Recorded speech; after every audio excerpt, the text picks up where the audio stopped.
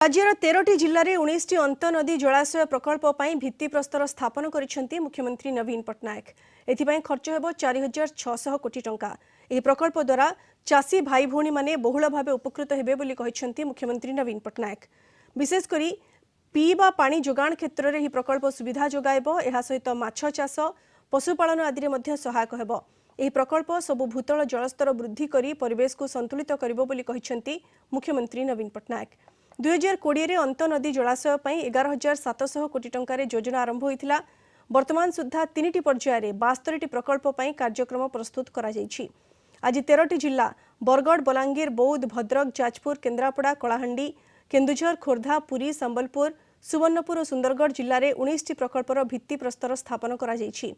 5टी अध्यक्ष विभिन्न जिला को गस्त करने समय लोकंठारु एभली प्रकल्प पर प्रस्ताव आसीथिला।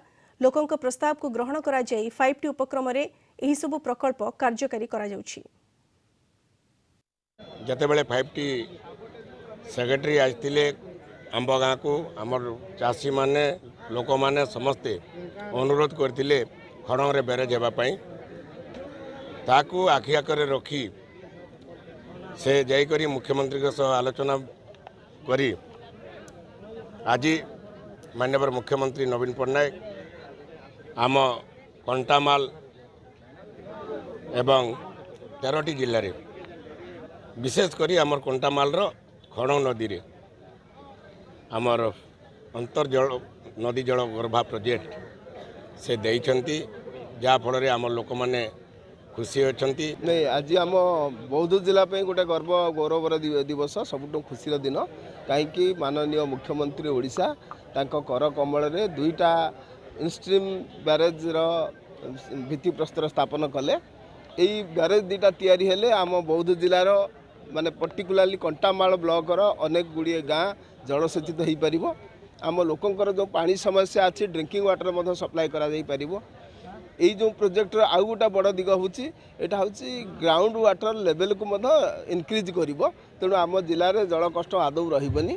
माननीय मुख्यमंत्री महोदय आकुआपदा ठारे इनस्ट्रीम स्टोरेज स्ट्रक्चर पाई फाउंडेशन स्टोन देइछंती। पाखापाखि 480 करोड़ ये प्रोजेक्ट अच्छी हमारा खरीफ समय रे पाखापाखि 37,500 हेक्टर्स एरिया उपकृत हबो।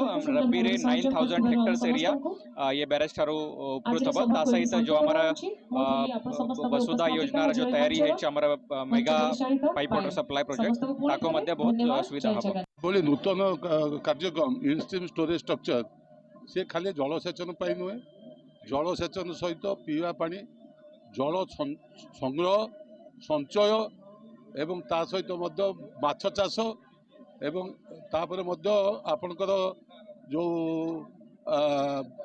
बोटिंग इत्यादि इत्यादि बन्या नियंत्रण ये सब कार्यक्रम अंतर्भुक्त एवं 72टी जगह नदी रे ये प्रोजेक्ट हबार कार्यक्रम रही।